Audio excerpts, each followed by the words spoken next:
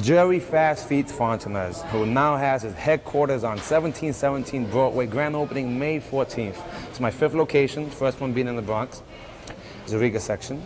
And I guess the story is watching the 007 movies and the Bruce Lee movies like everybody else did, I guess, in the late 60s. The Avengers, that was my first interest in martial arts when I seen Mrs. Pugh chopping somebody in the neck. And also when Maxwell Smart, I think Agent 99 was chopping people.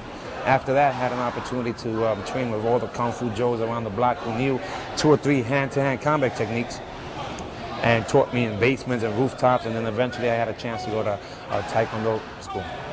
That was back in 1976 that I officially went to an official school, even though back then I already had the full split and I kicked the Bruce Lee flying side kick and spinning hook. I was probably one of the top fighters in the schoolyard, kicking people in the back when they couldn't see it. But that's basically it as far as my first interest in the martial arts.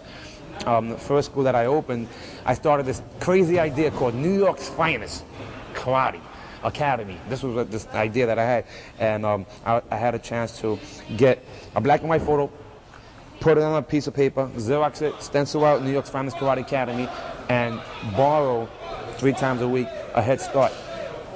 One of those little Head Start centers for 3, 4-year-olds. So like that, we had to clean the floor and then train martial arts. And I had an opportunity to be exposed to Anthony Robbins, Les Brown, and a number of other motivational speakers. Top coaches like Pat Riley and John Wooden, Coach John Wooden. And basically, I believe in modeling, following what's successful. Like people have emulated me in areas, I've emulated some of the top people in the non-martial arts field. So that's where the high energy comes from. You know, the stomping comes from football, and the clapping comes from Tony Robbins, who's a very successful, success-conditioned coach. And it works where Fontanez Karate Success System is an applicable system in any endeavor. It doesn't really matter. So the kicking and punch is the easy part. A lot of goal setting involved in it. So I implemented that into a karate team, and it's worked really well. Now there's quite a few teams now who have followed it, and the energy level is a lot higher. I got bored easily. That's what happened.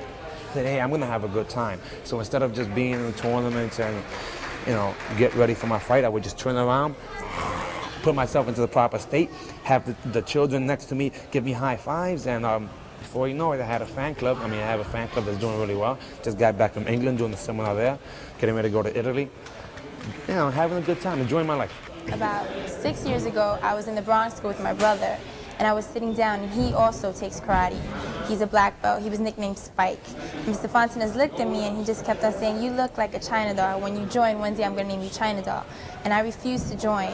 And finally, when I did join, because Mr. Fontanez persisted that I join, he said he can see me doing this, or he'd make fun of me. He just said he'd call me China doll. From then on, I've been called China doll.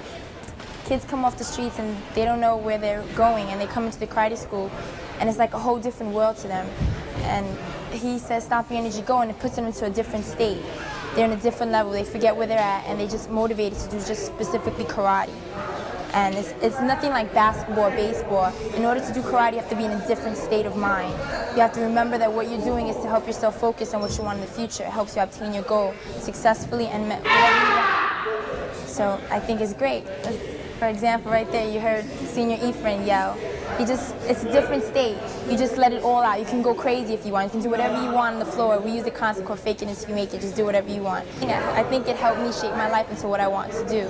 And it's helped me build a lot of confidence in myself. I feel that with whatever challenge I have to take on, I can do it basically as a karate. It helped me believe that whatever I want, I can get if I stick to it. What I've noticed is with Master Fontanez style, Fontanez Karate, it gives you specific affirmations that you can apply towards any endeavor in life, whether it's in school, because I also attend school. So there are many affirmations. For example, winners never quit, quitters never win, I choose to be a winner. That's part of our student creed, and we embed that into our students, so when they're faced with tough situations or challenges, they can apply these affirmations to help them along. Basically, what Master Fontanez teaches us is if the lead dog isn't motivated, then the rest of the pack is going to be motivated also. So before the class can get energized and motivated, the staff member or the instructor or the team has to be motivated. So I have to make sure I'm motivated to help the other people. We do that simply by feeling good. Yes, the techniques, one that you saw earlier was called follow the leader. Master Fontanez originated that because many times when you're explaining things over and over and over again, people don't really understand. So when you demonstrate and you lead by example, getting back to that whole affirmation, leading by example, the students are able to pick up a little faster, and it makes it easier on the instructor where he doesn't have to talk all day and lose his voice. You understand? So it's more of a just follow me and have fun. The message is, Jerry Fontanez grew up in the South Bronx via Spanish Harlem. If he can be on Broadway, anything is possible. I basically mind my business, meaning that whenever someone has something negative to say about me or any idea that I have, I mind my business. So mind your business, you won't get hurt, you can achieve and live all your dreams, and even though people may not be completely with you 110%, I guarantee in the future, those people will come and ask you for a job as long as you're able to keep your focus on your goals. Anything is possible. The luckiest man